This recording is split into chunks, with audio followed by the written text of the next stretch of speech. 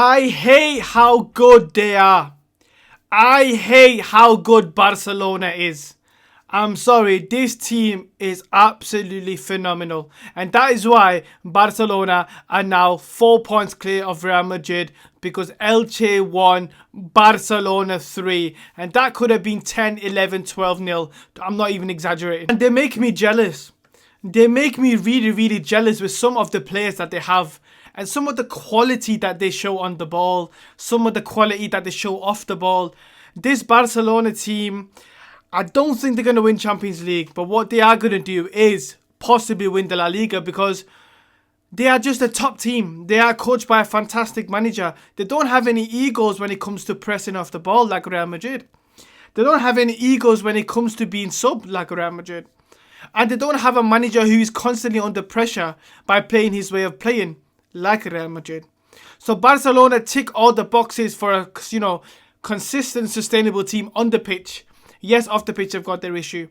But Barcelona, absolutely brilliant tonight. I mean, they could, like I said, it could have been 10, 11, 12-0. Just look at the stats. At the end of the first half, when it was 2-1 to Barcelona, they created 4.41 XG. Do you know how absolutely insane that is? Let's just compare it to Real Madrid. In the whole game of Real Madrid's draw against Elche, which was 2-2 by the way, Real Madrid created 3.89 in the full game. Barcelona created 4.41 and they had 17 shots. And let's just talk about some of the big chances that they missed, because Fermin Lopez missed an open net. Ferran Torres missed an open net. And Lamine Yamal had great chances. They were slicing through Elche at will. And this is what a great team does, guys. This is what a great team with great players who have the IQ, who have midfielders like Frenkie de Jong, who can find these passes. But look, the most interesting thing today was Hansi Flick actually started Dani Olmo in the centre mid position next to Frenkie de Jong. Now, of course, that Pedri being out, Eric Garcia has played in there before, but at this game, Eric Garcia was in centre back with Kurbasi, and Gerard Martin wasn't on the pitch today. Balde was playing at left back, and Koundé at right back. And like I said, it was Dani Olmo and for Frenkie de Jong in that midfield. Up front was Rafinha, Fermin Lopez, Lamine Yamal, and Ferran Torres. So look, Elche were going to play a very high sustained game. They were going to play a high pressure game. That's what Sarabia does, the manager. But what was so evident to see tonight was Barcelona's quality on the ball was unbelievable, and they were so sharp. They were so sharp to get the ball to Lamine, to Rafinha. That's how the first goal of the game came, because Dani Olmo found Lamine Yamal free one-on-one when Elche did get caught high. Now, of course, for people that don't know, Elche is a high-pressing team. They play very expansive football, and I said on my X before that if Barcelona are sharp with their passes to Lamine and Rafinha on the transition, they will score many goals, and that's exactly what happened with the first goal.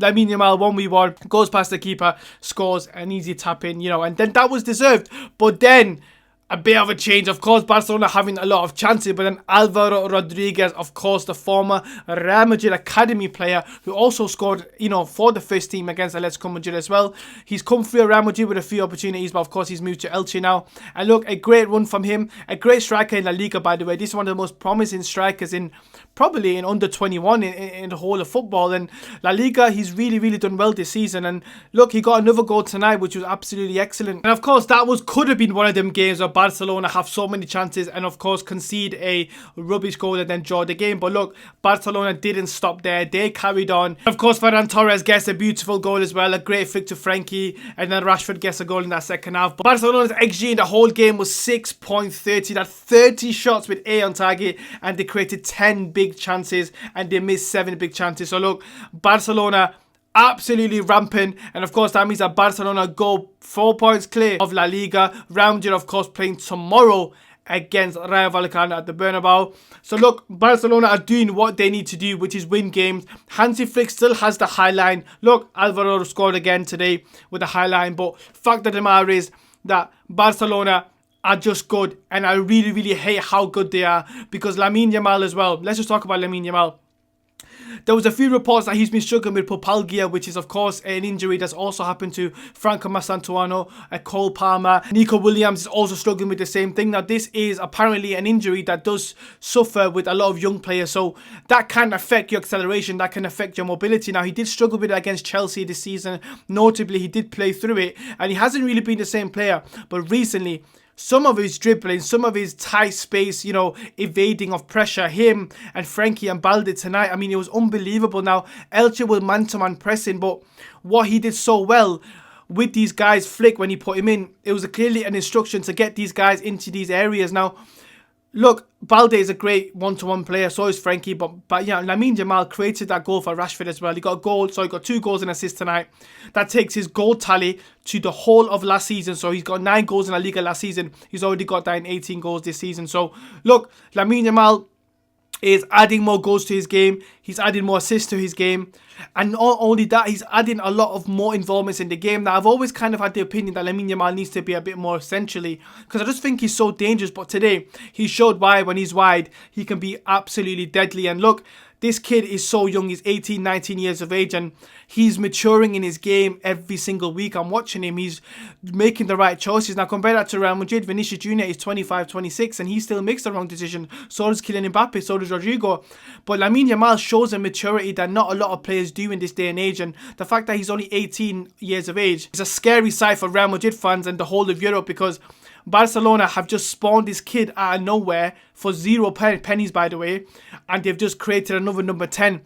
Messi has just left. That guy gave me PTSD, and now this kid has come in now, and he's going to probably give me some more PTSD too. So look, Barcelona have found another gem, of course, we already know that, but the level that he's showing is way ahead of his age, and his decision making, like I said, is absolutely elite. And look, Barcelona, of course, have these players in their ranks. They have Rafinha as well. They have Lamine Yamal. Ferran Torres having a great season as well.